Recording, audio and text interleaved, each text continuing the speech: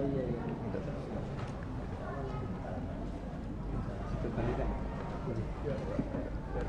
saya nggak bisa dipakai.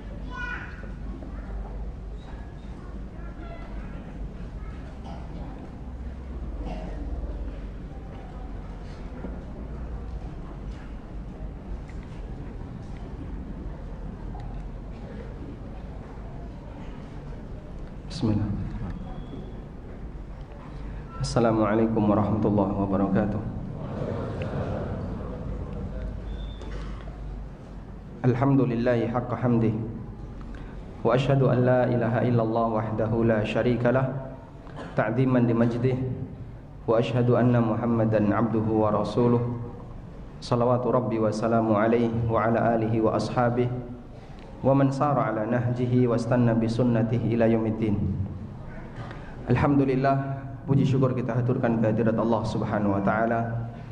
Di pagi yang indah ini Allah mengumpulkan kita dalam suasana belajar bersama. Semoga Allah Subhanahu wa taala menjadikan kita hambanya yang istiqomah. Sebelum kajian dimulai, kami briefing dengan panitia, kemudian menanyakan kenapa kajian di Al-Falah ditiadakan. Karena materi di Al-Falah membahas masalah riba, panitia minta kalau begitu materinya dipindah di sini. Sehingga untuk materi yang diumumkan 5 keistimewaan Nabi sallallahu alaihi wasallam diganti dengan tema apa tadi? Sengsara bersama riba. Seingat saya di masjid ini sudah pernah kita bahas tentang masalah riba. Mungkin 2 tahun yang lalu ya. Bahkan kita bedah buku dan beberapa jamaah juga sudah memiliki bukunya. Insya Allah dengan buku itu sudah cukup untuk mewakili materi yang saya sampaikan. Sudah dibaca belum? Belum? Atau sudah hilang bukunya? Baik, saya akan membahas dari sisi riba dalam akad kontemporer. Insya Allah di kesempatan kali ini kita akan mengupas beberapa transaksi riba dalam akad kontemporer. Akad kontemporer berarti akad yang ada di masa sekarang dan sudah menjadi hal yang ma'ruf di tengah masyarakat di zaman sekarang.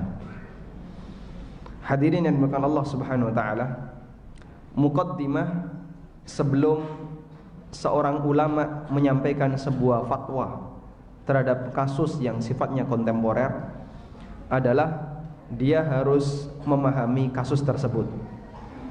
Upaya untuk memahami kasus itu disebut dengan upaya tasawur. Disebut dengan tasawur. Bagaimana memahami kasus sesuai dengan realita yang ada. Karena itulah ketika seorang ustadz atau ulama ditanya tentang sebuah masalah, maka tahap pertama yang akan dia lakukan adalah mencari data terkait masalah yang ditanyakan. Karena itu kalau penanya nggak jujur, dia menyembunyikan sebagian data dalam kasus, bisa jadi fatwanya akan melenceng. Ada sebuah kaidah yang mengatakan al-hukmu far'un an tasawwuri. Hukum itu turunan dari bagaimana cara orang memahami sebuah kasus. Sehingga kalau caranya keliru atau pemahamannya keliru, maka bisa dipastikan nanti akan memberikan hukum yang salah. Makanya ketika orang ditanya, misalnya dia bertanya kepada Ustadz, Pak Ustadz, apa hukumnya menyimpan harta biar saya punya warisan? Ya, jawabannya secara umum boleh. Dan itu pendapat jumhur para sahabat, kecuali Abu Dzar Al-Ghifari radhiyallahu anhu, yang beliau punya pandangan manusia nggak boleh nyimpan harta, dan itu termasuk kunuz yang wajib untuk dikeluarkan. Karena itu menurut Abu Dzar, ketika orang menerima pendapatan seberapapun, maka yang boleh dia ambil hanya secukupnya untuk hidup di hari itu. Sisanya wajib dia keluarkan, wajib dia sedekahkan. Sehingga dalam fikihnya Abu Dzar nggak ada istilah zakat, karena orang hanya mengambil secukupnya, sisanya dikeluarkan. Namun ini bertentangan dengan fikihnya jamaahir para sahabat, sehingga sempat bikin ramai di kota Madinah Sampai akhirnya, dan itu terjadi di zaman Utsman ibnu Affan, sampai akhirnya Abu Dzar memilih untuk kemudian mengasingkan diri dan beliau tinggal di daerah Rabadah. Dan pendapat yang benar, memiliki harta hukumnya boleh, nyimpen harta hukumnya boleh. Dalil yang paling kuat dalam masalah ini adalah bolehnya, atau Allah Subhanahu wa taala menjelaskan tentang hukum masalah warisan. Dan ada syariat tentang zakat. Sementara zakat itu berlaku untuk tabungan dan bukan berlaku untuk pemasukan. Adanya aturan tentang warisan menunjukkan bahasanya orang itu boleh memiliki harta peninggalan sampai dia mati. Kalau kemudian nggak boleh, berarti aturan ini nggak berlaku. Apa manfaatnya aturan itu diturunkan oleh Allah? Kalau ternyata kaum muslimin tidak diizinkan untuk nyimpen harta, karena berarti setiap orang yang mati pasti dia sudah nggak punya warisan. Adanya aturan warisan menunjukkan orang boleh nyimpen harta. Yang kedua, adanya aturan zakat. Zakat mal itu berlaku untuk apa?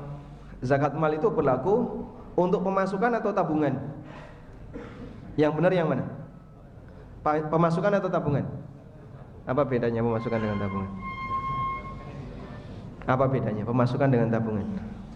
Kalau tabungan sudah pasti pemasukan, kalau pemasukan belum tentu jadi tabungan. Betul kayak gitu ya? Ya. Ada orang pemasukannya 5 juta, tinggal di gedangan, istrinya 4. Berapa tabungannya?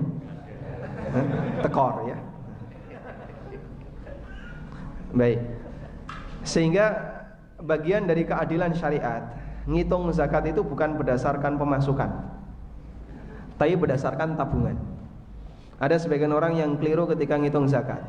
Gajimu berapa? 5 juta. 5 kali 12 berapa? 60, sudah nisab, keluarkan 2,5%. Dia nggak mempertimbangkan tiap bulan kebutuhannya berapa. Sehingga kalau terjadi seperti ini pasti keliru ketika mengeluarkan zakat. Makanya tidak ada istilah zakat bulanan. Sebagaimana pemasukan yang itu diterima bulanan, zakat itu amal yang sifatnya tahunan, bukan bulanan. Dan masing-masing amal dikasih oleh Allah Ta'ala waktu yang berbeda-beda. Ada amal yang sifatnya tahunan, ada amal yang seumur hidup sekali, ada yang tahunan, ada yang bulanan, ada yang pekanan, ada yang harian. Contoh yang seumur hidup sekali apa Pak? Haji kan boleh tiap tahun kalau mampu. Akikah ya. Akikah ini seumur hidup sekali. Contoh yang lain? Sunat. Berapa kali setahun? Seumur hidup sekali. Amal-amal seperti ini waktunya hanya satu, yaitu seumur hidup sekali. Kemudian ada amal yang sifatnya tahunan, seperti puasa Ramadan, Idul Adha, kurban, sholat Id, dan beberapa amal yang lainnya. Termasuk diantaranya adalah zakat. Makanya ketika orang melakukan zakat mal, tapi dia bayarkan setiap bulan sekali, ini salah waktu. Ada sebagian orang yang mengeluarkan zakat setiap bulan sekali. Begitu terima gaji, potong 2,5%. Terus gaji itu numpuk di rekeningnya dalam jumlah yang sangat banyak. Dan dia punya perasaan bagian ini nggak perlu dizakati, karena menurut dia ketika menerima itu sudah dikeluarkan zakatnya. Ini adalah pemahaman yang keliru. Anda mengeluarkan zakat dengan cara yang salah, sementara yang numpuk di rekening yang jumlahnya banyak melebihi nisab nggak pernah dizakati. Loh kan saya sudah keluarkan begitu nerima. Cara zakatmu keliru. Yang nggak wajib dizakati dikeluarkan zakatnya, dan itu nggak sah sebagai zakat. Yang seharusnya dizakati malah dibiarkan saja, padahal itu adalah kewajiban Anda yang harus Anda keluarkan 2,5%. Ini efek samping zakat profesi. Orang berdosa dari sisi dia merasa apa yang sudah dikumpulkan, karena ketika nerima sudah dikeluarkan 2,5%, yang tertampung di rekening atau di tabungan dia itu dibiarkan saja. Dan saya pernah ketemu orang seperti ini. Dia ketika menyampaikan, pokoknya kita nggak boleh pelit. Maksud Bapak gimana? Begitu terima nggak usah hitung-hitungan, langsung keluarkan 2,5%. Terus tabungan Bapak, ya kan sudah saya keluarkan zakatnya. Ya itu pelitnya. Ngomongnya nggak boleh pelit, tapi dia malah sendiri orang yang paling pelit. Karena nggak keluar zakat, berarti dia pelit untuk mengeluarkan hartanya. Baik. Kembali ke sini hadirin. Ketika ada orang yang bertanya, bolehkah orang itu mengumpulkan harta? Kalau sampai di titik itu, Ustadz akan menyampaikan, yuk silahkan, orang boleh punya harta. Buktinya adalah adanya hukum tentang masalah warisan. Alhamdulillah, berarti deposito di bank hukumnya boleh. Ini yang salah yang mana? Yang salah yang mana? Pertanyaannya tidak terbuka, sehingga dia simpulkan dengan pertanyaan itu, lalu mendapatkan sebuah jawaban. Jawaban itu dipakai untuk legitimasi perbuatan dia yang bermasalah. Dan itu banyak di kalangan masyarakat. Bahkan bisa saja terjadi pada sebagian para dai dan ustadz. Saya sudah tanyakan kepada syekh, orang ini wajib ditahdir. Pertimbangannya apa? Pokoknya sudah saya tanyakan. Teks pertanyaannya kita tidak pernah ditunjukkan. Lalu jawaban saya pertimbangannya apa kita juga nggak tahu. Tiba-tiba kemudian keluar keputusan seperti ini. Dan itu terjadi karena orang menyembunyikan sebagian data. Makanya bahaya kalau orang bertanya tapi dia nggak jujur. Biasanya ibu-ibu kalau sudah curhat tentang suaminya, kita kan nggak tahu ya, apakah dia jujur atau tidak. Dan saya pernah mendapatkan kasus seperti itu. Ada wanita Jakarta, dia kirim pertanyaan lewat kolom pertanyaan di konsultasisyariat.com. Kemudian saya jawab berdasarkan pertanyaan. Ini masya Allah, semua yang disampaikan di situ berkesimpulan dia boleh gugat cerai. Akhirnya kita sampaikan, silakan Anda gugat cerai. Begitu selesai kayak gitu, ada Ustadz Jakarta telepon saya. Jawaban kamu apa? Lah gimana? Saya nggak ngerti. Ini wanita ini bohong. Yang dolim itu bukan suaminya, tapi justru istrinya. Nah saya kan nggak tahu. Saya bukan qadhi. Maka bedakan antara mufti dengan qadhi. Kalau qadhi, dia nggak boleh memberikan keputusan sebelum mendengarkan pihak kedua. Kalau mufti, dia nggak berkepentingan dengan pihak kedua. Bapak-bapak curhat tentang ibunya, tentang istrinya. Saya nggak perlu tahu. Coba istri bapak bawa ke sini. Seorang ustadz tidak perlu untuk tahu bagaimana penjelasan lawan pihaknya, karena fatwa itu tidak mengikat. Beda dengan qadhi. Kalau qadhi, hakim menetapkan hukum dan itu mengikat. Makanya kalau Anda bertanya tentang masalah warisan, Ustadz ada kasus seperti ini di keluarga kami, kira-kira pembagian warisannya bagaimana? Ustadz bisa ngasih jawaban berdasarkan informasi yang Anda sampaikan. Meskipun bisa jadi kalau itu dibawa ke keluarga, ada yang nggak terima. Oh enggak kok, ini masih haknya itu, ini masih haknya itu. Ustadz nggak ngerti. Dan bukan kewajiban Ustadz harus mendatangkan mereka. Karena dalam posisi ini, sang mufti, orang yang memberikan fatwa, dia hanya menyampaikan sesuai data yang masuk dan dia tidak berkewajiban untuk mendatangkan pihak yang lain. Beda kalau dalam masalah peradilan. Makanya Daud alaihi salatu wassalam, ketika kedatangan dua orang yang saling sengketa, yang satu orang mengatakan, inna hadza akhi lau tis'un wa tis'una na'jah wa liya na'jatun wahidah faqala akfilniha wa azzani fil khitab. Ini teman saya, ini saudara saya, dia punya 99 kambing, sementara saya cuma punya 1 kambing. Lalu dia minta kambing saya yang 1 itu biar genap jadi 100 kambing dia. Wa azzani fil khitab, dan dia lebih pintar ngomong daripada aku. Lalu apa kata Daud? Laqad dzalama bi akhika. Kamu telah mendolimi saudaramu. Tapi ternyata itu ujian dari Allah Ta'ala. Apa yang dilakukan oleh Daud ini salah atau benar? Disalahkan oleh Allah. Kenapa? Para ulama mengatakan kesalahan Daud alaihi salatu wassalam, yang ketika dia diingatkan oleh malaikat sampai akhirnya beliau sujud sungkur, bersujud kepada Allah Ta'ala, dan ayat itu menjadi ayat sajdah dalam mushaf kita. Sebabnya adalah karena Daud baru mendengar informasi satu pihak, sementara pihak yang kedua dia belum bicara, sudah diputuskan hukumnya. Makanya kalau dalam perkara sengketa, dalam perkara hukumah, memberikan hukum, dan dia orang yang berwenang karena dia pejabat pemerintah, tidak boleh memutuskan perkara hanya di satu pihak, hanya setelah mendengarkan satu pihak. Tapi kalau fatwa bukan syarat.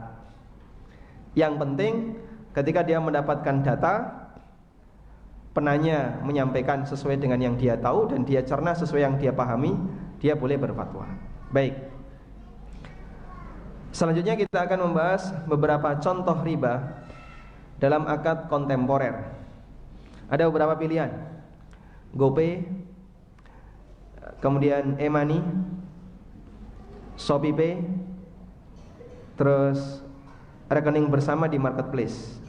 Sehingga di situ ada gratis ongkir. Mau mana dulu yang dibahas? Mana dulu? Kalau semuanya kan ada urutannya ya. GoPay, e-money, ShopeePay, atau rekening bersama yang ada di marketplace. GoPay. Gak bosan GoPay? Di marketplace. GoPay sama OVO sama ya. Baik, usul mana dulu? Di marketplace.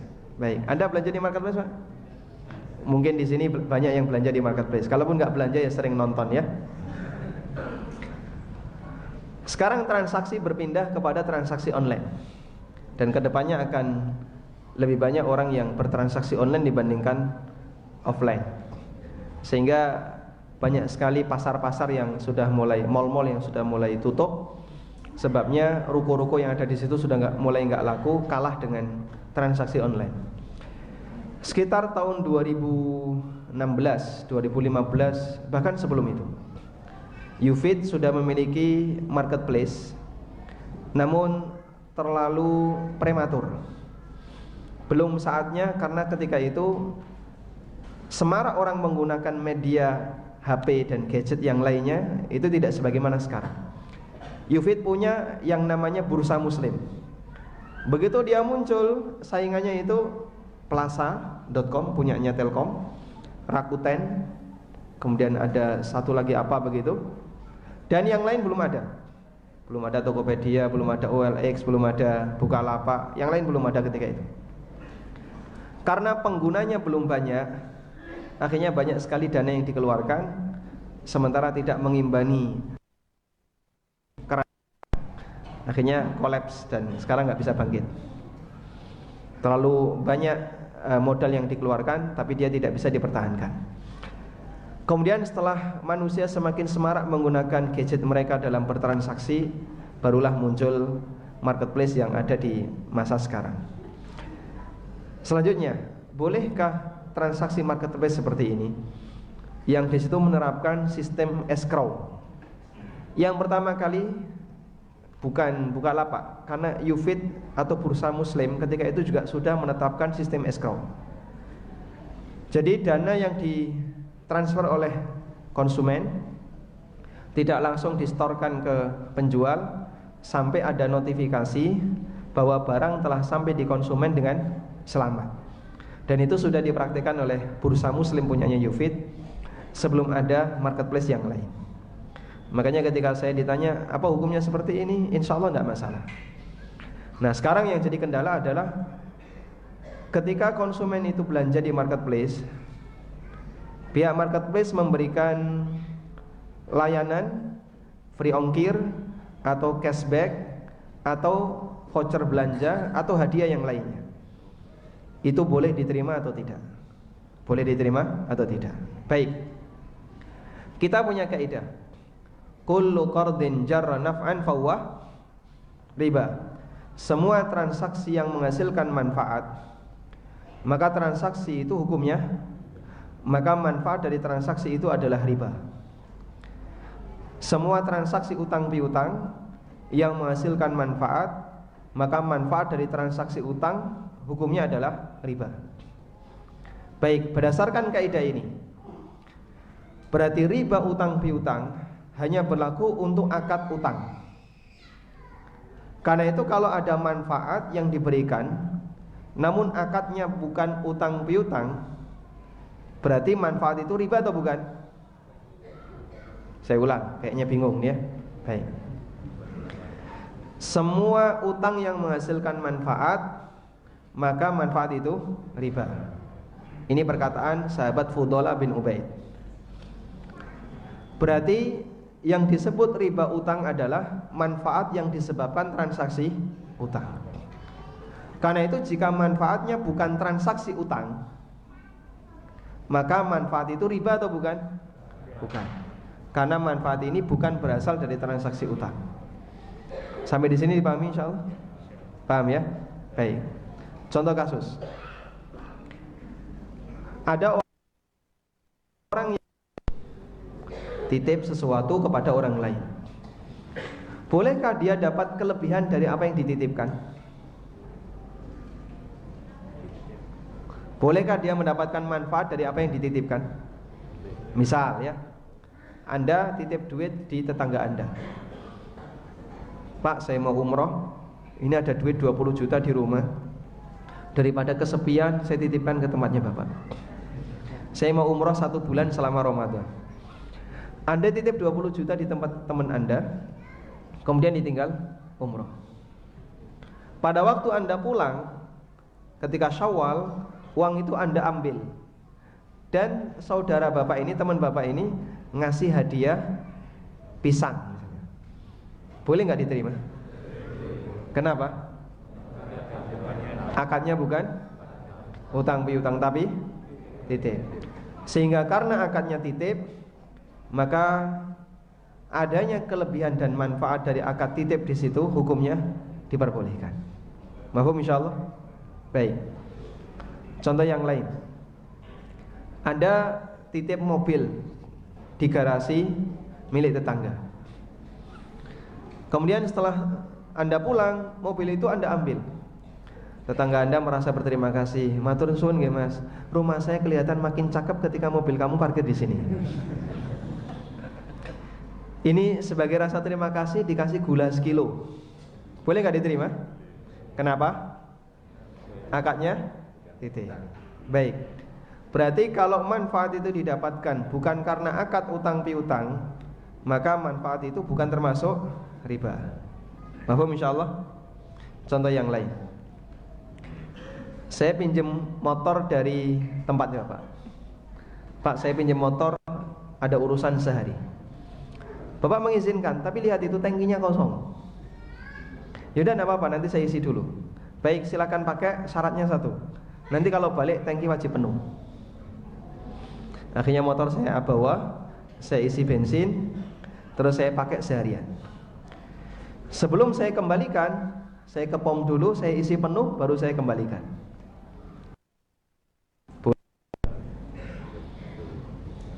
Boleh atau tidak?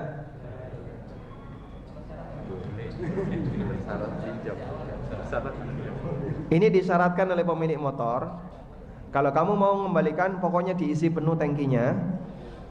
Pada waktu saya pinjam kosong, beliau ketika motor mau dikembalikan minta syarat agar tangkinya diisi penuh. Boleh atau tidak? Tidak, karena dipinjam. Boleh atau tidak? Yang mengatakan boleh angkat tangan. Yang punya motor. Yang mengatakan nggak boleh. Nah, salah. Jumhur menjawab nggak boleh ya. Baik, coba kita lihat di sini ya. Yang saya lakukan itu utang atau pinjam? Bedanya apa? Apa beda utang dengan pinjam? Hah? Bisa mendekat Pak, memberi kesempatan yang di belakang, biar bisa dapat tempat duduk yang nyaman. Fadhal, tafassahu fil majalis. Silakan maju lagi.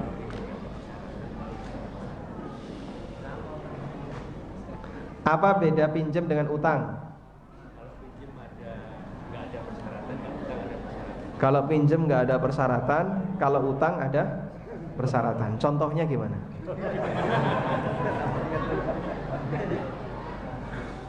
Kalau saya pinjam duit dengan utang duit bedanya apa?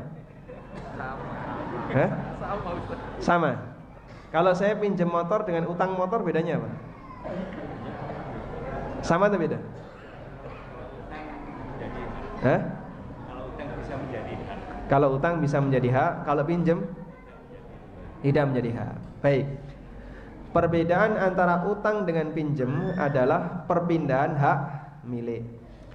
Kalau utang itu pindah hak milik, kalau pinjam pindah hak guna pakai. Dipahami di sini? Apakah pinjam pindah hak milik? Tidak. Yang terjadi hanya pindah hak guna atau pindah hak pakai. Baik. Karena itulah para ulama mengatakan benda yang pemanfaatannya bisa diakatkan dengan pinjam, tapi hanya bisa diakatkan dengan utang. Benda yang pemanfaatannya habis pakai itu tidak bisa diakatkan dengan i'arah, pinjam meminjam, tapi hanya bisa diakatkan dengan qard, utang piutang. Contohnya apa, Pak? Pinjam beras. Apa manfaat beras? Dijejer terus dikembalikan atau diapakan? Dikonsumsi. Ketika dikonsumsi dia habis pakai. Nah, benda yang seperti ini yang pemanfaatannya habis pakai, maka tidak bisa dipinjamkan. Sehingga hanya bisa dilakukan akad utang piutang. Meskipun bahasanya pinjam, namun hakikatnya utang. Mahfum insyaallah. Baik. Uang. Apa manfaat uang? Dibelanjakan. Uang itu dibelanjakan. Sehingga kalau orang pinjam uang, bisa nggak dibuat utuh, hanya digunakan terus dikembalikan? Mungkin, dijejer, dipoto, dikembalikan. Tapi kan jarang orang melakukan seperti ini. Saya pinjam duitmu, mau dipakai apa? Mau tak foto. Itu jarang yang kayak gini. Adanya ketika orang pinjam duit, mau dia belanjakan, dia gunakan untuk transaksi.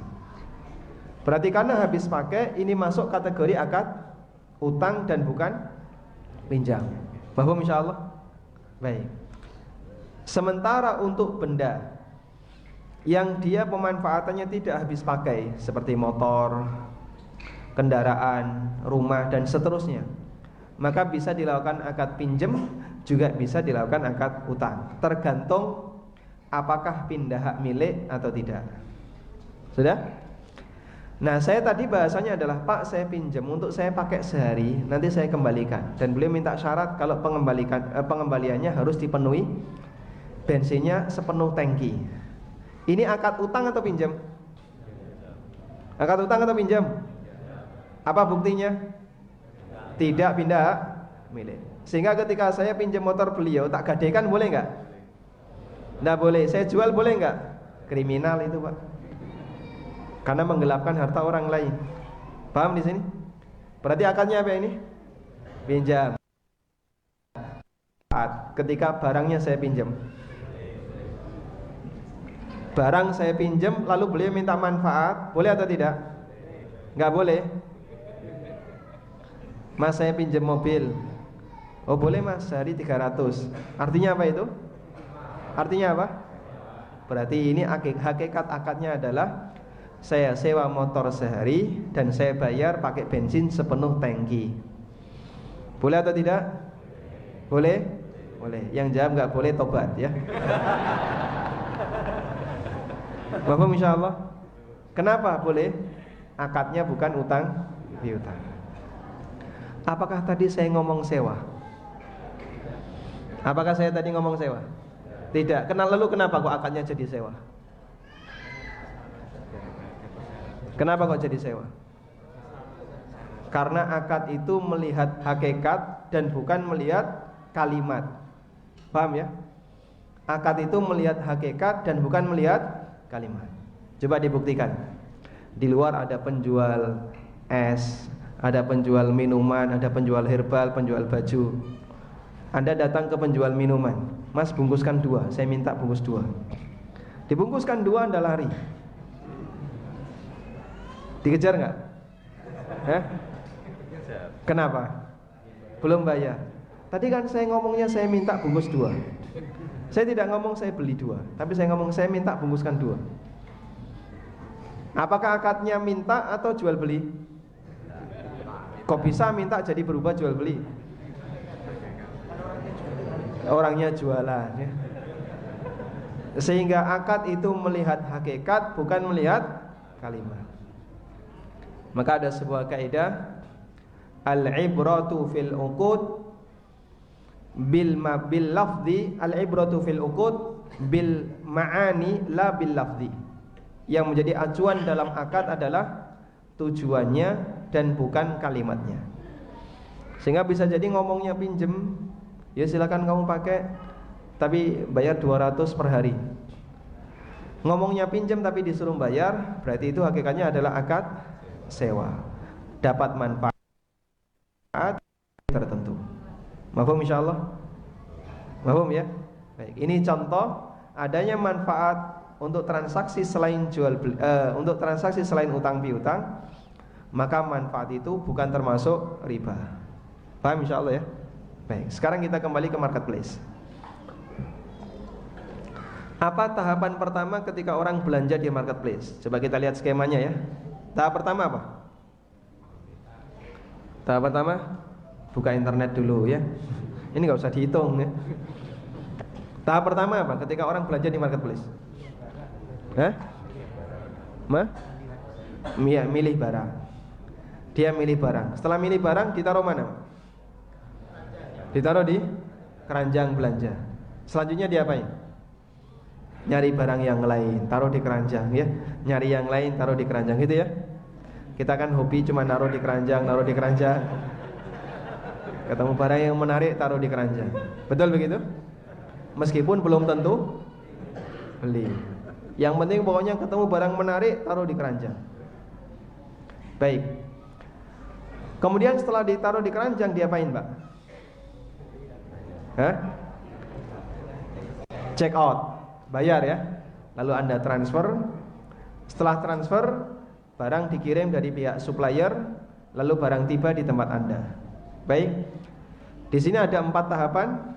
Milih barang, taruh keranjang. Ini nggak perlu dicatat ya. Anda sudah pengalaman yang kayak gini ya. Milih barang, taruh di keranjang, bayar, kirim. Sudah?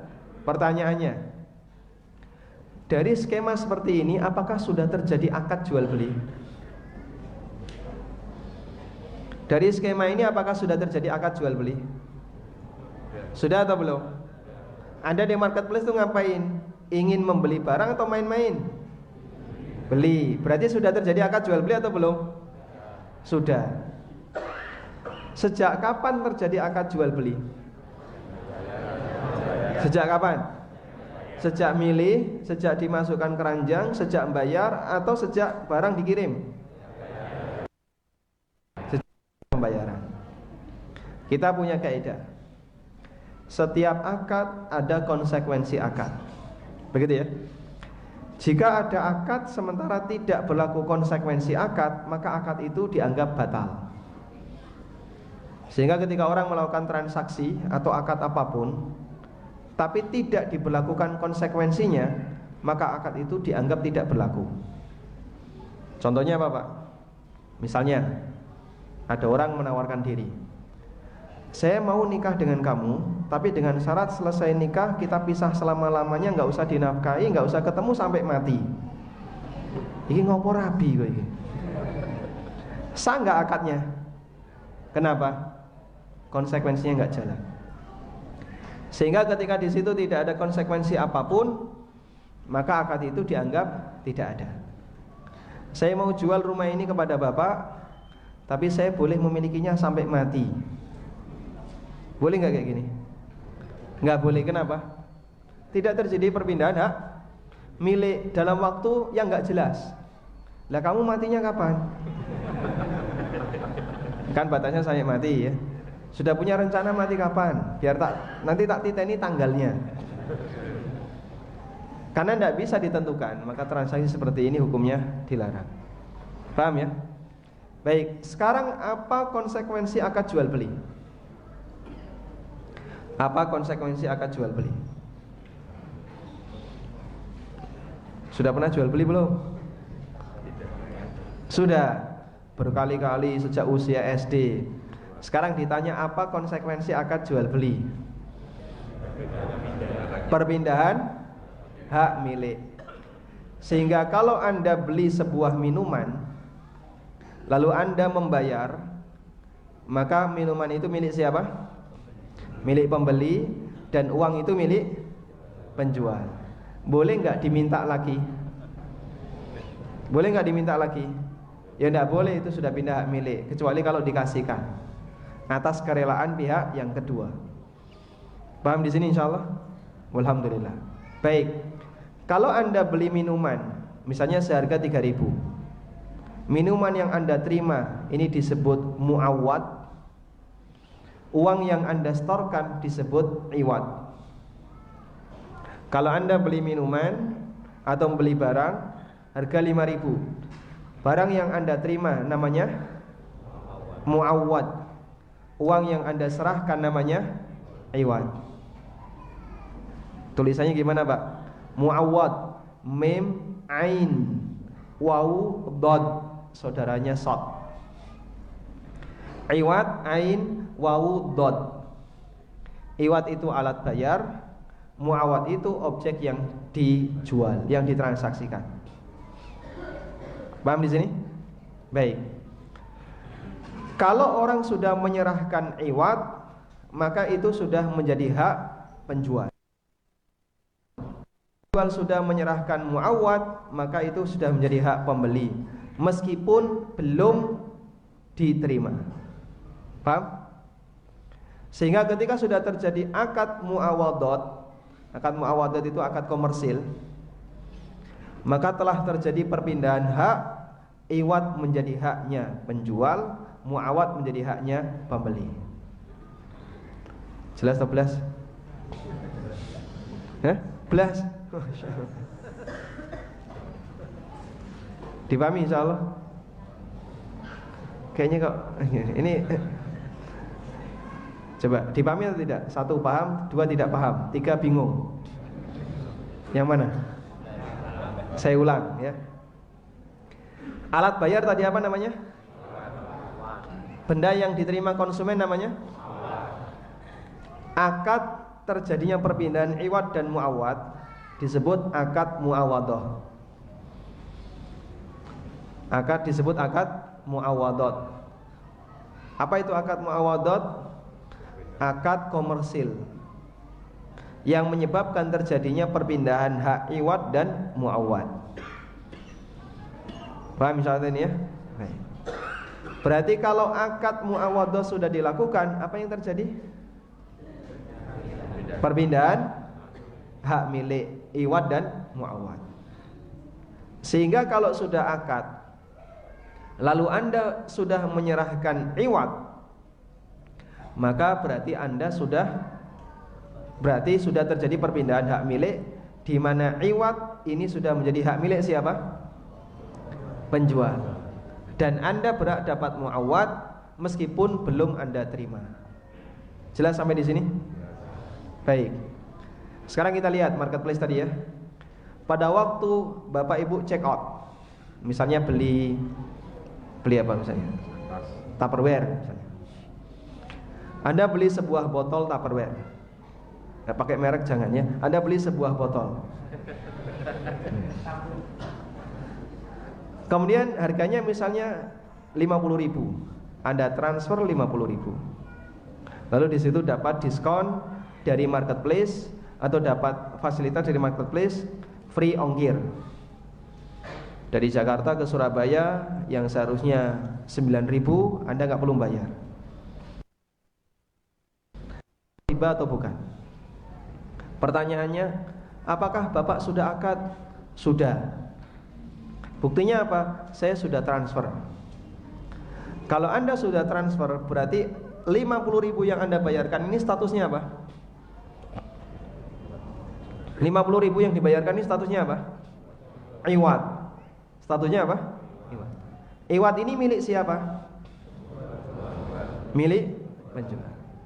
Berarti apakah terjadi akad utang piutang? Tidak. Yang ada itu akad jual beli, bukan akad utang piutang. Sehingga iwad yang Anda transfer ke rekening bersama itu bukan utang yang Anda berikan ke pihak marketplace. Paham insyaallah? Kenapa? Tidak ada akad utang piutang di situ. Adanya akad jual beli. Karena itu disebut sebagai uang utang.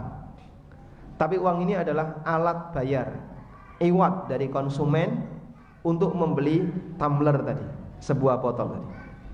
Sudah. Berarti kalau marketplace ngasih diskon ke kita marketplace ngasih diskon ke kita, termasuk riba atau bukan? Riba atau bukan? Kenapa bukan? Karena tidak ada akad utang. Paham insyaallah? Karena tidak ada akad utang.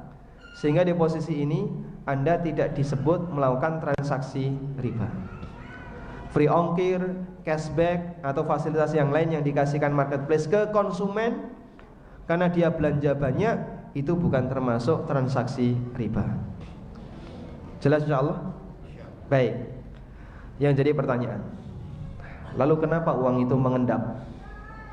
Dan uang ketika mengendap itu uangnya siapa? Sekarang ketika uang itu mengendap di rekening bersama, itu milik siapa?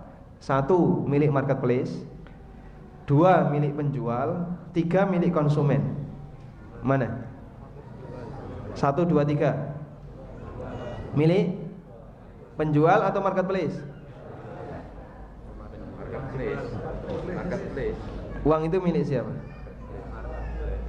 Baik, ada 3 kemungkinan ya. A, milik marketplace, B, milik penjual, C, milik konsumen. Yang mana? Coba Anda coret yang tidak perlu dulu. Yang C, pembeli. Kenapa? Karena sudah dia bayarkan, berarti sudah bukan lagi milik dia. Tinggal 2. Kemungkinan yang pertama marketplace, kemudian yang kedua penjual. Mana yang lebih tepat? Marketplace. Karena belum nyampe. Baik. Apa alasan uang itu milik marketplace? Karena belum sampai di tempat penjual. Apakah karena belum sampai jadi hak milik orang itu? Kalau uang kita titipkan di tempat orang lain, apakah jadi milik yang dititipi? Jadi milik yang dititipi atau bukan? Bukan. Anda selesai bekerja, dapat duit 5 juta, dikasihkan ke istrinya. Apakah itu milik istri?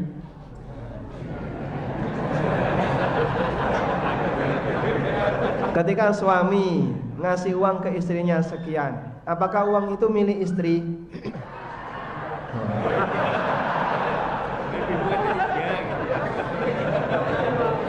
Ijma ummahat milik istri ya. Milik istri atau bukan, Pak? Hah? Bukan, tergantung niat suami. Ya. Itu bapak titip atau bapak ngasih? Ngasih atau titip? Ada yang titip, ada yang ngasih ya. Berarti status kepemilikan uang ini milik siapa? Atau tergantung apa? Niat ketika suami ngasih. Ada seorang wanita di masa silam, ini banyak diceritakan dalam kisah-kisah ibrah. Wanita ini sedang mengadon adonan roti. Lalu dia mendengar ada informasi suaminya telah meninggal dunia. Di tengah dia sedang masak adonan roti, dia mendapat informasi suaminya meninggal. Langsung dia cuci tangannya. Dia lepaskan adonan ini. Di sini ada hak ahli waris. Ini bukan hak saya, di sini ada hak ahli waris. Saking takutnya jangan sampai dia mengambil harta orang lain, sampai adonan yang sudah berada di tangan dia dilepaskan karena khawatir di sini ada hak ahli waris. Dilepaskan. Nah, misalnya suami ngasih 5 juta. Terus setelah itu tidur gak tangi-tangi. Sampai akhirnya dimandikan, dikafani, disolati ya. 5 juta ini adakah hak ahli waris ataukah murni hak istri? Ya, tergantung niat suami. Makanya suami ini takoni, Pak, tangis dilut Pak. Iki duit apa? Titip ataukah dikasih? Kalau itu dikasih, maka itu jadi milik istri. Kalau cuma titip, berarti itu bukan milik istri. Maka di sini, apa alasan sehingga marketplace itu memiliki uang tadi? Apakah marketplace ini wakil dari penjual? Marketplace itu wakil dari penjual atau bukan? Bukan. Yang dohir bukan. Makanya tidak ada akad wakalah di situ. Apakah marketplace ini hanya menyediakan tempat bagi penjual? Betul, ini yang kedua. Sehingga marketplace itu bukan wakil penjual, bukan juga penjual yang kedua, tapi dia hanya penyedia tempat untuk para penjual. Lalu dengan alasan apa dia memiliki uang itu? Kita nggak jumpa ya. Karena itulah yang lebih tepat, uang ini bukan uang marketplace. Terus uang siapa Pak? Uang itu adalah uang penjual. Kenapa kok ditahan? Penahanan uang ini fungsinya adalah sebagai alat jaminan. Makanya akad yang terjadi adalah akad domanah dan bukan akad utang atau akad yang lainnya. Uang itu adalah jaminan. Saya tahan uang ini sampai saya mendapatkan kepastian barang yang kamu jual tiba di tempat konsumen. Karena saya nggak ingin ada banyak penipu di sini. Kalau kemudian uang sudah bebas saya transfer, wah nanti ketika ada banyak penipu, pasar saya akan sepi. Dan sekarang kan saingan ada di situ ya. Ada sebagian marketplace yang penipunya banyak. Akhirnya mulai ditinggalkan oleh para customer. Ada marketplace yang dia berusaha untuk bertahan. Dan itu kuat-kuatan di sistem platform atau mesin yang mereka buat. Ada sebagian mesin yang bisa gampang dihack, gampang dibajak, sehingga para penjual penipu itu begitu sudah transaksi, uang ditransfer mengendap di mana? Rekening bersama, dia bisa ngehack kode apa begitu, ketika dimasukkan sudah ada notifikasi barang sampai. Padahal barang belum dikirim. Akhirnya uang masuk ke rekening. Dan karena penjual-penjual fiktif yang pembohong kayak gini, penipu kayak gini, akhirnya marketplace ini sering ditinggalkan oleh customer. Nah itu kuat-kuatan di softwarenya, di mesinnya. Semakin bagus, nggak bisa dibajak, semakin bisa untuk dipercaya sama orang. Baik. Sehingga di sini yang terjadi adalah akad domana, di mana uang itu dijadikan sebagai jaminan dan tidak akan diserahkan sampai marketplace mendapatkan kepastian kalau barang tiba di tempat konsumen. Dan akad ini hukumnya diperbolehkan selama tidak bayar, selama gratis. Karena akad domana yang gratis boleh, tapi kalau berbayar hukumnya goror. Contohnya Pak, akad domana. Ada orang utang ke saya, tapi saya nggak percaya dia bisa melunasi. Akhirnya saya minta, siapa penjamin kamu? Lalu didatangkan Ustadz B. Ustadz B yang jamin saya. Baik, kita menghadap ke Ustadz B. Kemudian Ustadz B siap. Baik, saya siap untuk jadi penjamin dia untuk utang yang dia terima. Berapa lama mau dibayar? 1 tahun. Deal, tanggal 31 Desember utang harus lunas. Saya kasih 10 juta. Sampai 31 Desember, jika orang ini ngilang, maka kewajiban Ustadz B didatangkan. Kalau dia nggak bisa bayar, maka Ustadz B yang harus nalangi 10 juta. Jika si B ini minta bayaran, saya mau jadi penjamin asal saya dikasih 500 ribu, maka di sini ada akad goror. 500 ribu yang dibayarkan itu ada 2 kemungkinan. Kalau si A bisa tepat waktu di tanggal 31 Desember lunas, dia untung 500 ribu. Tapi kalau ternyata si A ngilang di tanggal 31, dihubungi ganti nomor, ketika didatangi masjidnya dia sudah pindah masjid,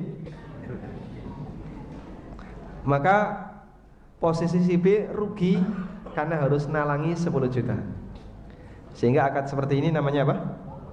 Akad gharor domana, yang di situ dibayar pakai nilai tertentu.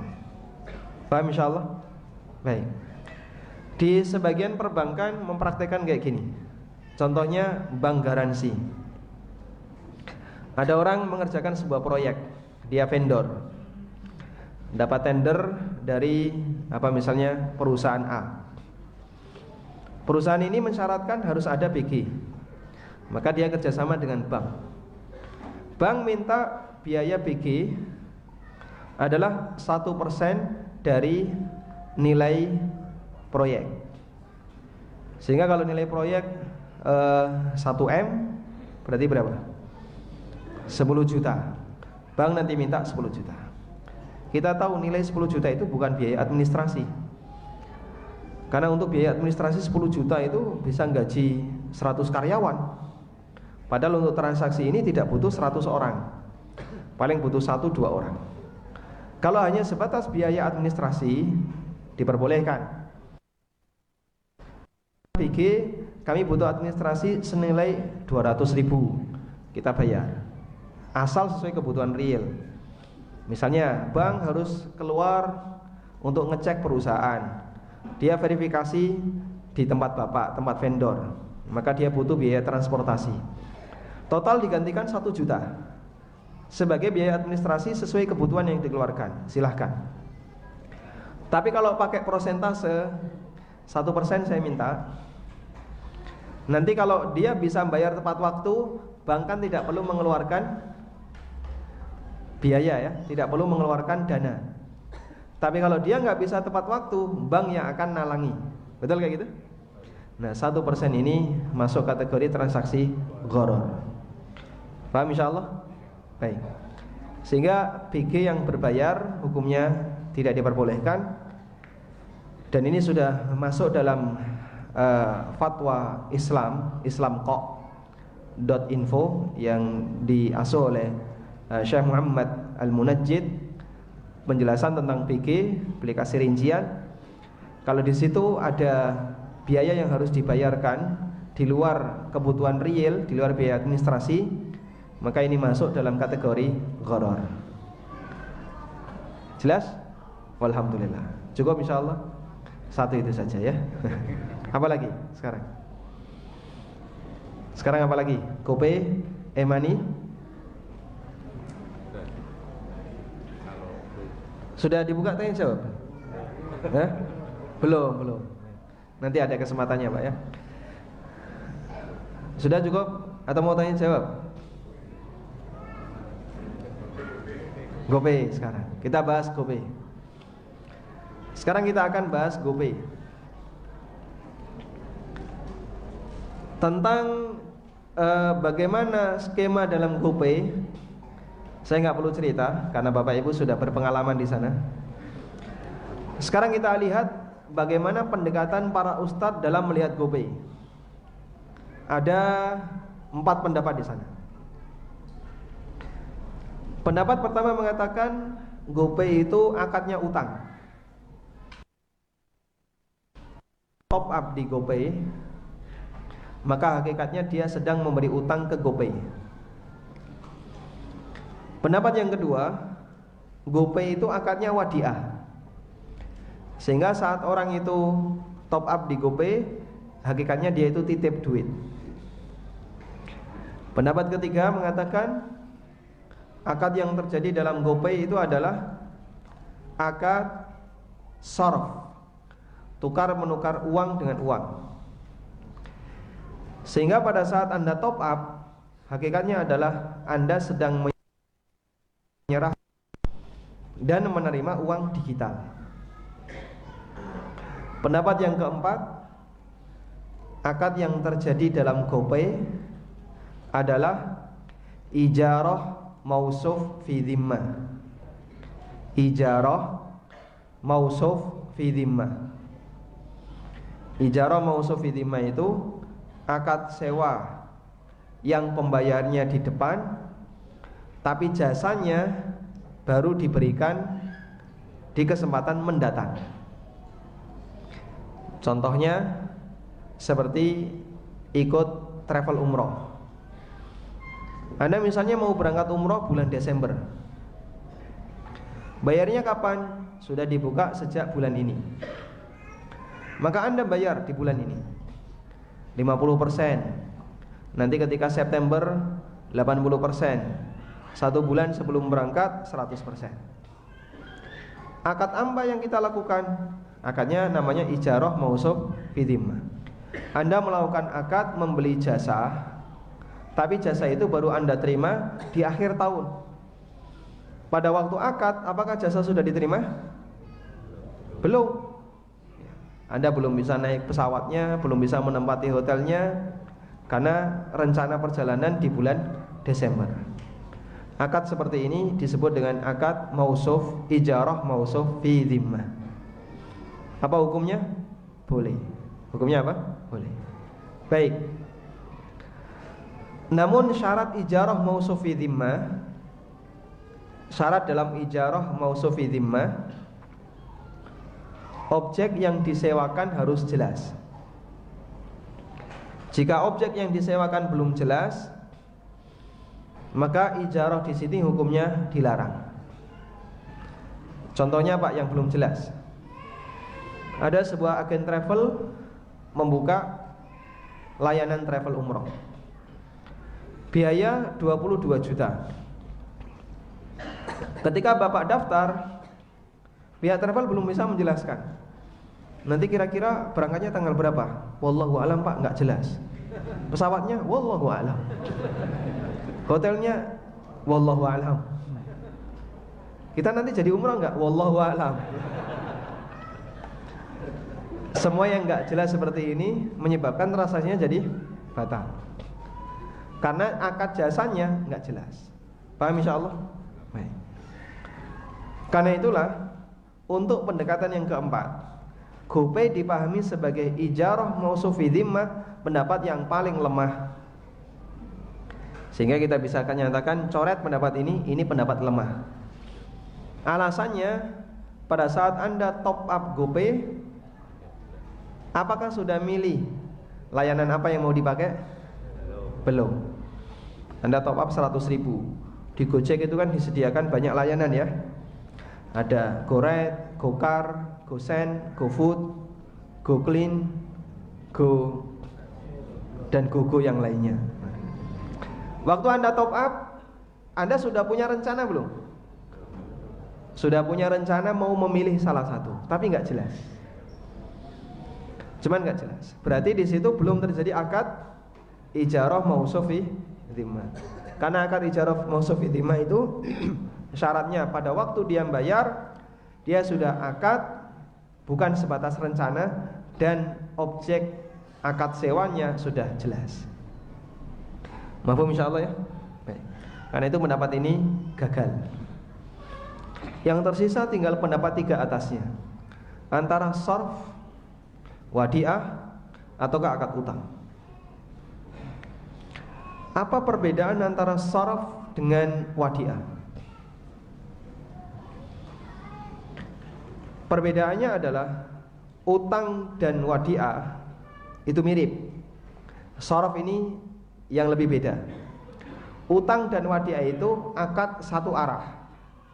Utang dan wadiah itu akad satu arah. Sehingga akadnya hanya penyerahan saja, tidak ada terima. Maka dalam akad utang dan akad wadiah tidak ada istilah serah terima, adanya penyerahan, seserahan, tapi tidak ada penerimaan. Paham ya? Baik. Sehingga misalnya begini, Pak, saya utang 10 juta. Bapak ngasih saya 10 juta. Saya ngasih apa? Enggak ada. Karena akadnya searah. Seperti hibah, sedekah, zakat, itu akad searah. Nah, akad yang sifatnya searah seperti ini tidak ada apapun yang diterima. Dia akad satu arah. Beda dengan sarf.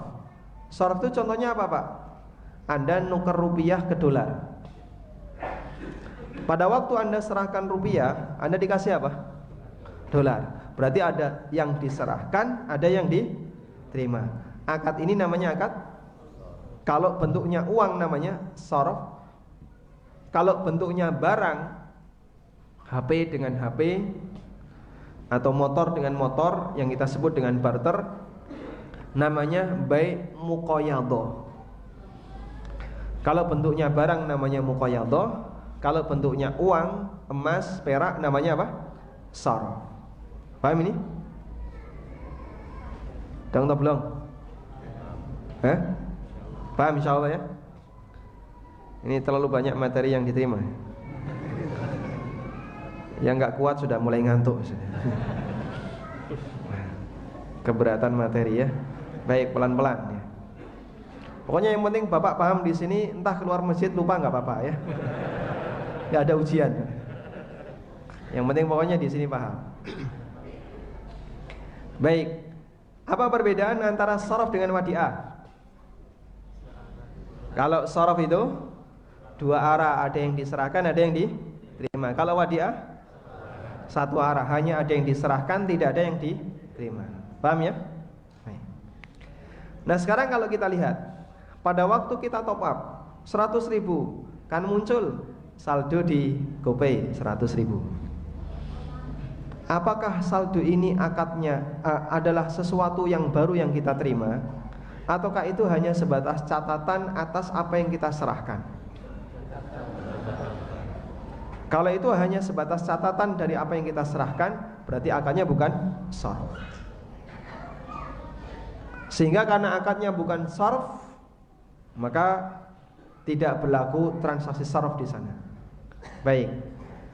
Karena itu pendapat yang ketiga ini Anda bisa kasih catatan, pendapat ini lemah karena angka yang tertera di saldo GoPay itu sifatnya hanya catatan uang yang diserahkan dan bukan uang baru yang diterima.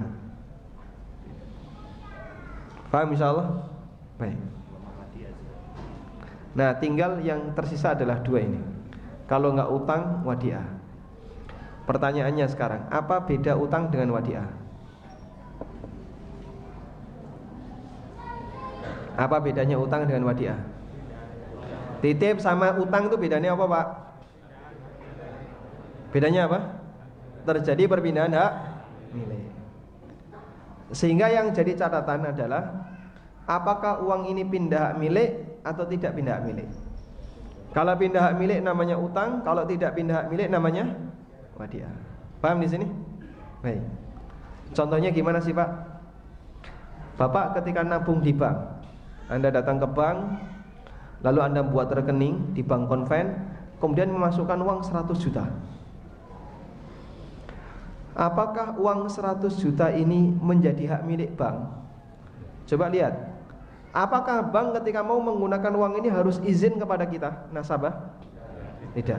Regulasi mengatakan dana nasabah yang dimasukkan ke bank itu menjadi properti bank. Karena dia jadi properti bank, begitu uang masuk oleh bank dipakai untuk beli mobil baru, itu terserah bank. Dia tidak dianggap melanggar. Beda kalau ada orang misalnya, dia mengumpulkan dana dari masyarakat, di-blast di media sosial, di broadcast, diumumkan, silakan tampung dana Anda di tempat kami. Lalu dana itu Anda pakai untuk bangun rumah, langsung tangkap OJK. Karena di sini ada crowdfunding, penarikan dana dari masyarakat, tapi untuk kepentingan pribadi. Lalu kenapa kalau bank tidak? Bank mengumpulkan dana dari nasabah, kemudian dipakai untuk bangun kantor baru.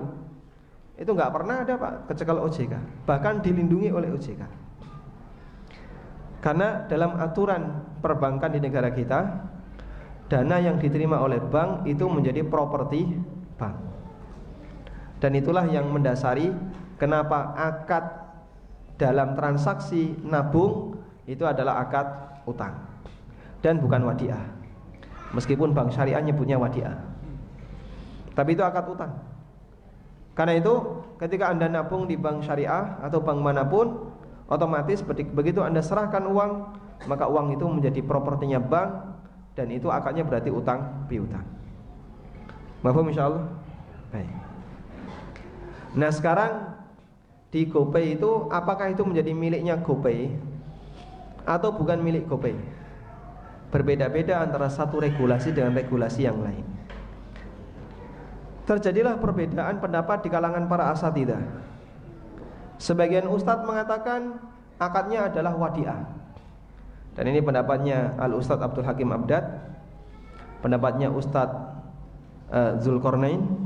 Makanya mereka mengatakan diskon di situ nggak masalah, bukan riba, karena akadnya akad wadiah. Paham di sini ya?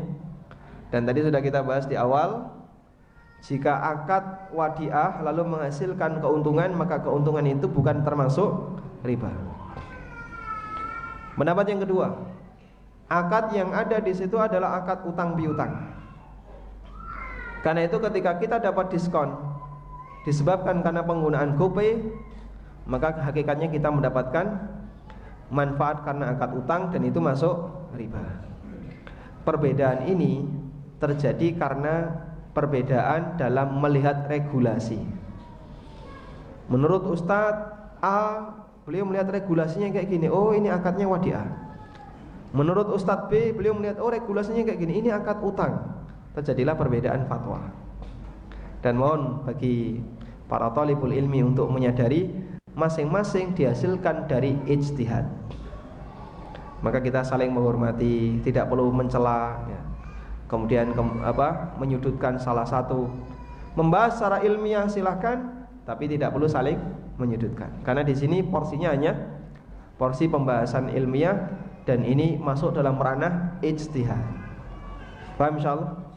Walhamdulillah.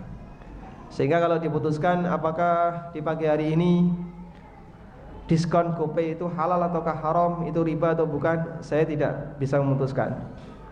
Saya tidak memberikan fatwa apapun. Anda silahkan cari regulasi tentang GoPay dan OVO, lalu lihat di situ ada enggak pernyataan yang menunjukkan kalau itu pindah hak milik. Kalau ada berarti masuk akad utang, kalau enggak ada berarti masuk akad wadiah. Paham insyaallah? Baik, jadi tugas ya, PR ya. Baik, cari regulasi tentang GoPay dan OVO. Kemudian ambil kesimpulan apakah di situ pindah hak milik atau tidak. Wallahu taala alam. Baik, demikian yang bisa kita selesai jam 8. Cukup? Ada setengah jam ya. Setengah jam sampai jam 8:30 insyaallah kita gunakan untuk mendengarkan masukan dari para jamaah. Wa sallallahu ala nabiyyina Muhammadin wa ala alihi wa sahbihi wa sallam wa akhiru da'wana alhamdulillahi rabbil alamin. Fadhal. Sesi tanya jawab, silakan dipersiapkan pertanyaannya. Pertanyaan online juga. Kayak akhirnya itu Atasnya, sampai ya, jauh. Baik. Oh, mau diulang, pertanyaannya diulang, pakai mikrofon ya.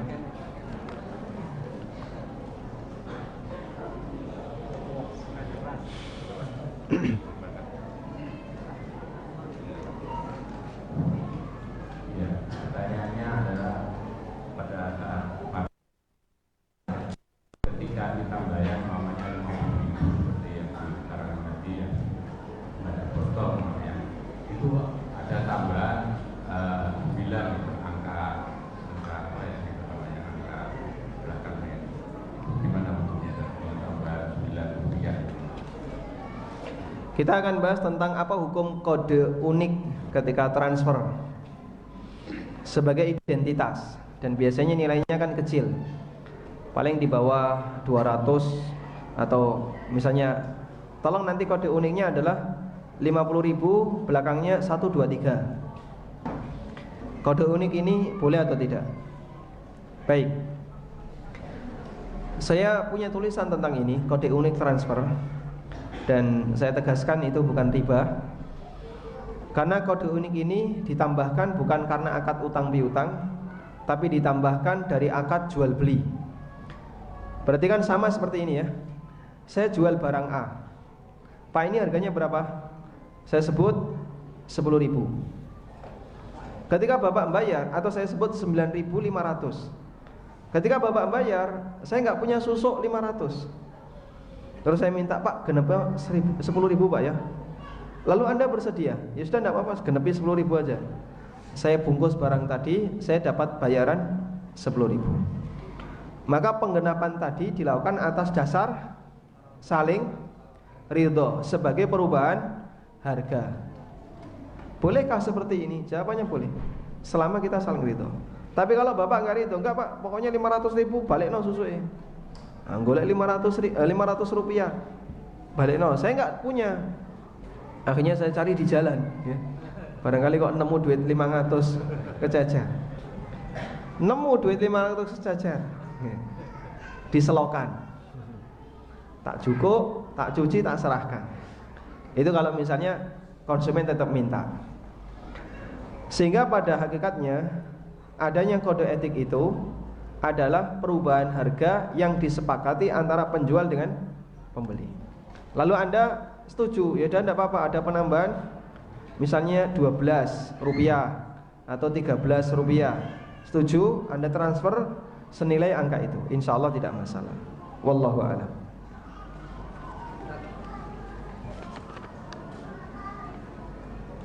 Assalamualaikum warahmatullahi wabarakatuh. Waalaikumsalam warahmatullahi wabarakatuh. Saya menanyakan di kondisi pada saat kita berangkat dengan bank, ketika kita berimpor melalui bank, itu terjadi pelelangan dari pihak bank kepada anak saya. Ketika dilelang, proses lelang kan tidak mudah. Terbitkan kembali, sampai harga itu menjadi murah. Jika ada pembeli datang, itu harus ada karena rumah itu menjadi biaya paling mana di awal sama teman saya. Otomatis ada lagi biaya nama setiap notaris lewatnya notaris pada aset yang baru.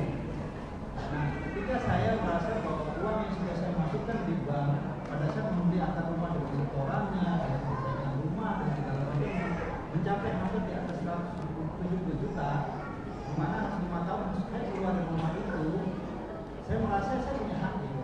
Ketika uang itu saya sudah keluarkan, tiba-tiba bank mengeksekusi rumah saya misalnya, apakah uang dari hasil itu berhak saya bisa minta?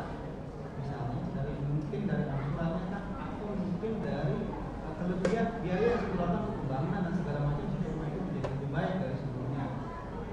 Kemudian ketika disepakati, oke, saya kasih Anda misalnya 10 juta dari sekian itu, daripada rumah itu menjadi hilang.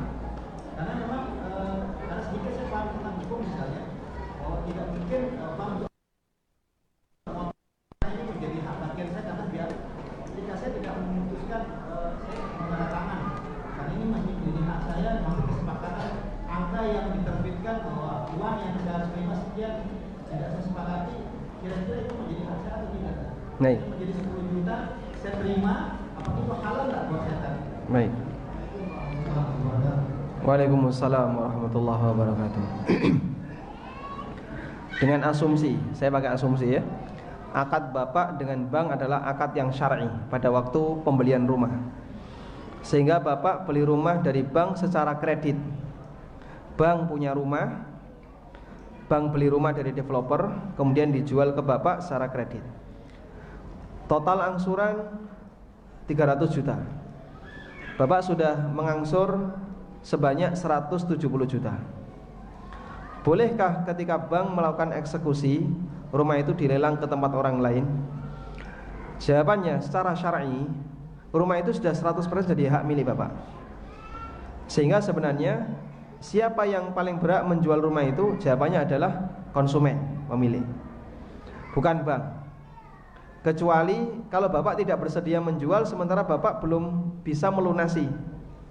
Orang punya utang, dia punya kewajiban untuk melunasi utangnya. Kalau nggak punya duit, berarti dia harus cairkan aset yang dia punya. Kalau nggak punya aset yang lain selain rumah, berarti rumahnya harus dicairkan. Di saat itulah Bapak punya kewajiban untuk menjual rumah itu ke pihak ketiga. Sudah? Misalnya rumah itu laku senilai 250, dijual lebih murah. Bapak dapat duit 250. Lalu kewajiban Bapak gimana? Bapak hanya wajib membayar kekurangannya. Dari 400 dikurangi 170, 230 itulah yang dibayarkan. Sisanya bukan kewajiban Bapak. Terus bagaimana kalau misalnya konsumen tetap nggak mau jual rumah? Nanti pemerintah yang berwenang. Jadi pemerintah membekukan harta orang ini agar bisa dijual ke pihak yang ketiga, sehingga nanti hasilnya bisa dipakai untuk nutupi utang. Dan makanya setahu kami betul sekali harus ada persetujuan dari pihak nasabah, sehingga rumah tidak akan terjual kalau nasabah nggak setuju. Dan dalam hukum Islam, jika misalnya nasabah tetap nggak setuju, pemerintah berhak untuk ngambil alih, karena dia harus bayar utang. Nah, hak Bapak hanya sebatas menerima sisa dari hasil lelang. Kalau sisa utang 200 juta, lelangnya 250, Bapak ambil 50, yang 200 dibayarkan ke bank. Enggak apa-apa. Ya, jadi sisa utangnya saja yang dibayarkan ke bank, kemudian sisa pembayaran nanti boleh Bapak miliki. Wallahu a'lam. Ini ada banyak sekali pertanyaan melalui kertas ya. Apa hukumnya menggunakan software bajakan? Ya tidak boleh. Sehingga kalau dipakai kerja, ya kalau dipakai kerja dengan menggunakan software bajakan, lalu menghasilkan, berarti hasil ini sekian persen ada hak pemilik software. Sekian persen dari hasil ada hak pemilik software. Karena itu hasil ini baru boleh dimanfaatkan oleh programmer atau oleh pengguna software setelah dia minta izin ke pemilik software. Anda hubungi misalnya, softwarenya milik Microsoft, Anda telepon CS-nya Microsoft di Indonesia. Saya pakai software Bapak, saya pakai software Anda, dan sudah menghasilkan 10 juta. Microsoft mau minta bagian berapa? Kalau misalnya CS-nya minta, ya sudah, silakan 50-50. Anda transfer yang 5 juta ke Microsoft, yang 5 juta ini boleh Anda miliki. Karena sebenarnya Anda sedang join dengan Microsoft. Sana penyedia software, Anda penyedia tenaga. Apa hukumnya marketplace ada rekber yang mana uang pembeli ngendon berhari-hari sehingga mendapat bunga? Apakah dari ketiga pihak semuanya terkena dosa riba? Masing-masing pihak tahu hal itu. Jawabannya tidak terkena dosa riba. Karena sebenarnya tanggung jawab Anda adalah membeli barang, Anda bayar. Terlepas nanti apakah uang itu mengendap dan menghasilkan riba atau tidak menghasilkan. Karena yang jelas itu bukan uang Anda lagi. Sama seperti ini ya. Anda nitipkan uang di tempatnya si A, dan Anda tahu uang di tempatnya si A ini nanti akan dimasukkan ke bank untuk dapat bunga. Tapi Anda harus menitipkan uang di tempatnya si A, maka Anda tidak bertanggung jawab terhadap kesalahan yang dilakukan oleh si A.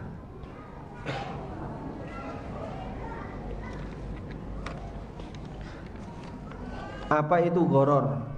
Ini butuh waktu 1 jam.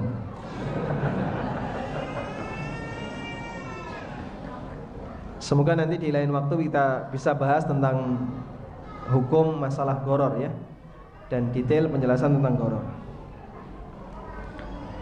Boleh apa tidak saya beli barang atau kain bayar BG jangka tempo 3 bulan. Saya buat baju, saya jual cash atau angsur selama 3 bulan. Uangnya saya pakai.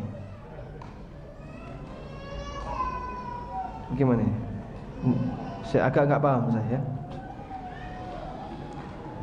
Beli barang bayar pakai BG selama 3 bulan. Anda jual beli barangnya insya Allah tidak masalah. Cuman transaksi dengan pihak bank untuk menerbitkan BG ini akad gharor. Aslinya nggak boleh. Makanya kita sarankan kalau bisa dibayar tunai, bayar tunai. Kalau tidak, Anda bisa kumpulkan modal dari kawan-kawan untuk beli secara tunai. Kemudian ketika Anda jual baju, Anda jual cash atau angsur selama 3 bulan, uangnya dipakai, insya Allah tidak masalah. Karena uang itu adalah alat bayar yang sudah menjadi hak milik Anda sebagai penjual.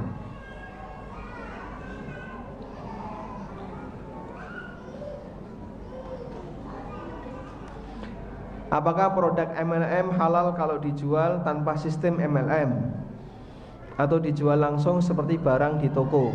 Jawabannya, selama produk itu tidak mengandung unsur haram, tidak ada najis, tidak ada barang haram di situ, maka diperbolehkan untuk dijual dengan cara yang tidak mengandung unsur gharor seperti di MLM. Misalnya Anda beli barang dari MLM, lalu Anda ecer ke teman-teman dengan harga yang lebih mahal dan mereka mau, insya Allah tidak masalah.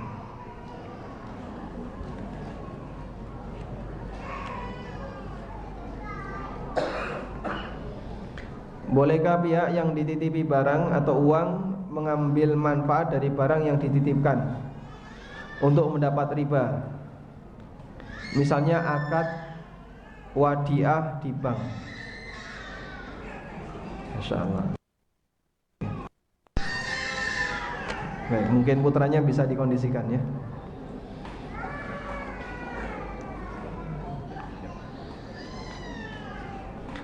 Bolehkah mengambil manfaat dari barang yang dititipkan? Boleh dengan syarat dapat izin dari pemilik. Misalnya Anda titip mobil di tempatnya si A. Saya mau umroh, saya mau haji selama 40 hari. Ini kunci, ini STNK. Kalau mau pakai silahkan. Karena sudah diizinkan oleh pemilik, berarti boleh nggak yang dititipi menggunakan mobil itu? Karena sudah diizinkan oleh pemilik. Sebagaimana pula ketika ada orang yang dititipi uang, kemudian kita izinkan, Bapak kalau pakai duitnya silahkan, karena saya belum butuh, maka akadnya jadi utang. Meskipun tadi bilangnya wadiah, karena duit itu habis pakai. Hukumnya apa jika sebuah koperasi meminjamkan uang 5 juta, kita angsur 10 kali sejumlah 520, yang nilai 200.000 akan dikembalikan pada saat pembayaran SHU. Hukumnya riba kolektif, riba berjamaah. Sehingga kalau misalnya di situ ada 100 anggota, yang utang berapa orang? 50. Yang 50 kan nggak utang.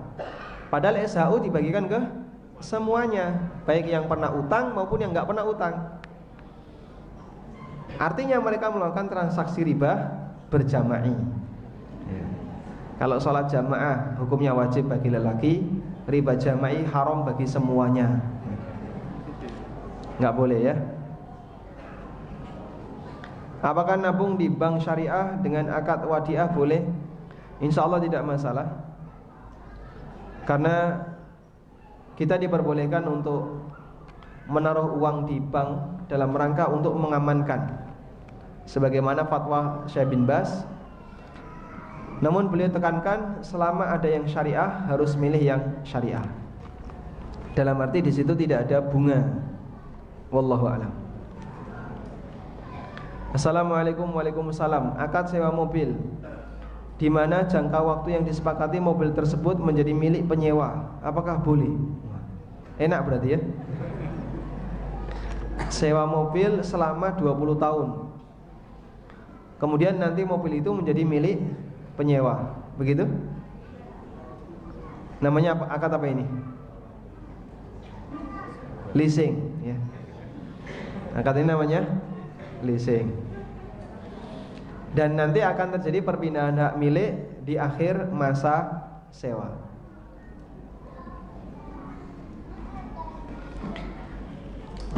Akad leasing ini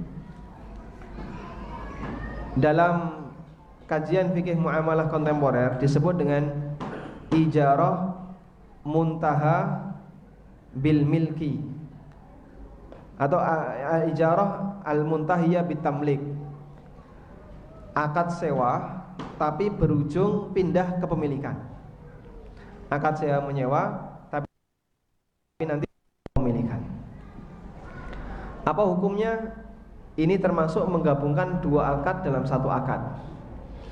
Pertama akad sewa menyewa, yang kedua akad perpindahan hak milik, bisa dengan jual beli atau dihibahkan. Menggabungkan dua akad dalam satu akad, jika dia pelengkap boleh. Contohnya apa? Contoh ya, saya nyewa branding Bapak untuk saya pakai usaha, buka cabang. Dan Bapak syaratkan, kamu kalau pakai branding saya, kamu harus beli bahan baku di tempat saya. Karena kalau bahan baku kamu buat sendiri, wah nanti rasanya jadi beda. Sehingga dia melakukan dua akad. Yang satu akad utama, Yang kedua, akad pelengkap, akad utama. Karena yang kedua ini kalau tidak dilibatkan, akad utama nggak jalan. Yang seperti ini hukumnya boleh. Paham insyaallah? Baik. Yang kedua, menggabungkan dua akad dalam satu akad, di mana akad yang kedua syarat akad pertama dan tidak ada hubungannya. Misal, saya jual HP ini 1 juta, murah, harga normalnya 2 juta, tapi syaratnya harus beli helm 2 juta. Apa hubungannya HP dengan helm? Mungkin HP ini kudanan dihelmi. Kalau begitu saya beli kreseknya saja, 200 rupiah. Tidak boleh yang kayak gini. Sehingga saya terpaksa, ya wes saya beli helm tidak apa-apa, yang penting saya dapat HP. Ini yang dimaksud menggabungkan dua akad dalam satu akad. Bisa jadi motivasi dia sebenarnya akad pertama, tapi terpaksa dia lakukan akad yang kedua dalam keadaan dia sebenarnya nggak ridho karena menginginkan akad yang pertama. Ini dilarang. Paham insyaallah? Baik. Nah, untuk kasus yang kedua ini, menjadi boleh jika akad yang kedua itu sifatnya tidak mengikat. Tidak mengikat artinya apa, Pak? Masih dalam ranah pilihan. Mau dilanjutkan silahkan, nggak dilanjut silahkan. Misalnya, Bapak kalau mau beli HP, Bapak dianjurkan beli helm. Apa hukumnya beli helm? Sunnah. Maksudnya dianjurkan, ya. Nggak wajib, Pak, ghairul lazim. Bapak kalau mau silahkan, kalau nggak mau silahkan, tapi kita sarankan beli. Sehingga konsumen punya pilihan.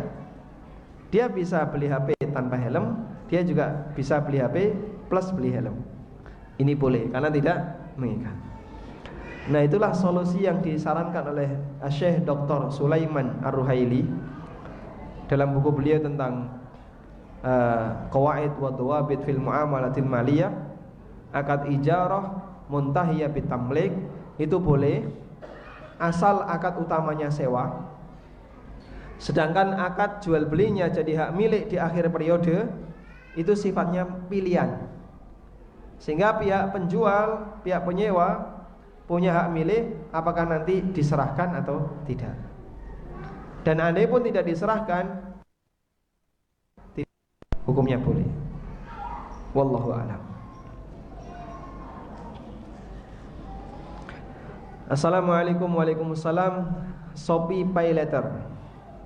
Anak-anak gandrung Shopee Pay Later, bayarnya bulan depan, riba enggak? Saya enggak pernah praktek kayak gini ya, jadi saya enggak tahu. Apakah ada tambahan harga? Misal harga panci 100.000, tapi kalau pakai Shopee Pay Later, bayar belakangan, barang dikirim dulu, nanti bayar belakangan jadi 120.000. Yang 20.000 itu nanti diambil oleh marketplace. Ada kayak gitu nggak? Ada? Ada. Berarti harganya beda ya.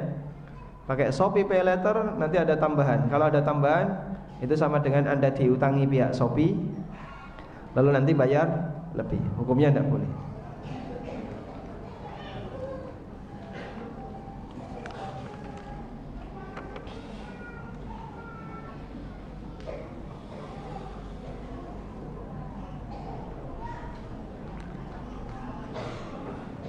Ada yang menawarkan satu paket barang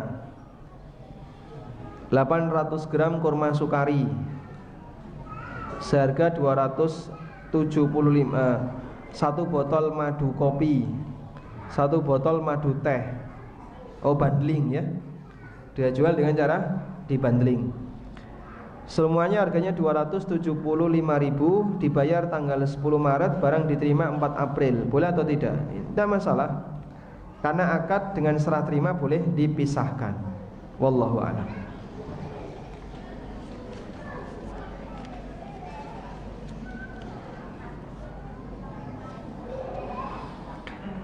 Assalamualaikum Ustadz, bagaimana cara menabung yang benar? Anda tabung di tempat istri. Setuju ibu-ibu? Oh, enggak setuju ya. Sudah bang ya. Baik. Silakan ditabung di tempat yang tidak menghasilkan tambahan. Dan kalau Anda punya proyeksi ke depan, saya berharap nanti duit saya tidak kurang nilainya disebabkan karena inflasi. Maka Anda bisa investasi dalam bentuk emas. Kenaikan emas tidak lebih signifikan dibandingkan tanah. Anda bisa wujudkan dalam bentuk lahan. Ada ibu-ibu yang ditinggal mati suaminya dan warisannya cukup banyak, bingung dia.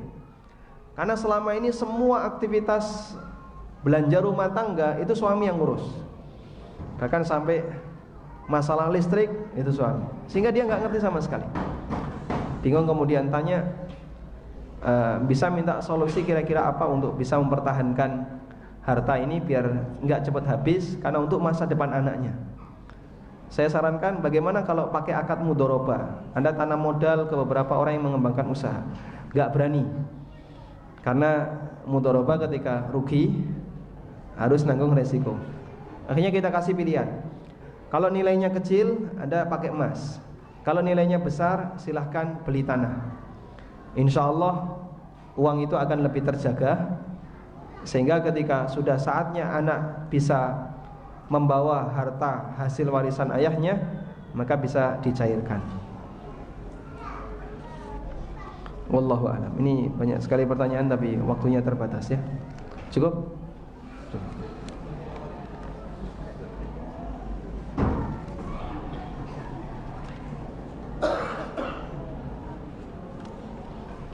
Terakhir ini, apa hukum deposito di bank syariah? Apa solusinya jika ada uang perusahaan yang banyak di bank syariah? Untuk deposito di bank syariah, mereka menyebutnya akad mudoroba. Namun real yang terjadi kelihatannya masih jauh dari akad mudoroba. Karena uang ini dijamin LPS, lembaga penjamin simpanan, sehingga kalaupun terjadi resiko, uang itu tetap utuh dan tidak akan hilang, tidak akan berkurang. Karena itu untuk disebut mudharabah belum memenuhi syarat. Sehingga saya sarankan Anda alihkan ke rekening wadiah yang tidak ada penambahan. Bahkan pihak bank syariah menetapkan juga tidak ada pengurangan. Insya Allah itu lebih aman kalaupun Anda punya atau perusahaan punya dana yang cukup besar. Wallahu ta'ala alam. Demikian yang bisa kita sampaikan. Semoga jadi kajian yang bermanfaat. Terima kasih atas kesempatan yang diberikan. Allahumma anfa'na bima 'allamtana wa 'allimna ma yanfa'una warzuqna ilma. Wa sallallahu ala nabiyyina Muhammadin wa ala alihi wa sahbihi wa sallam. Wassalamu alaikum warahmatullahi wabarakatuh.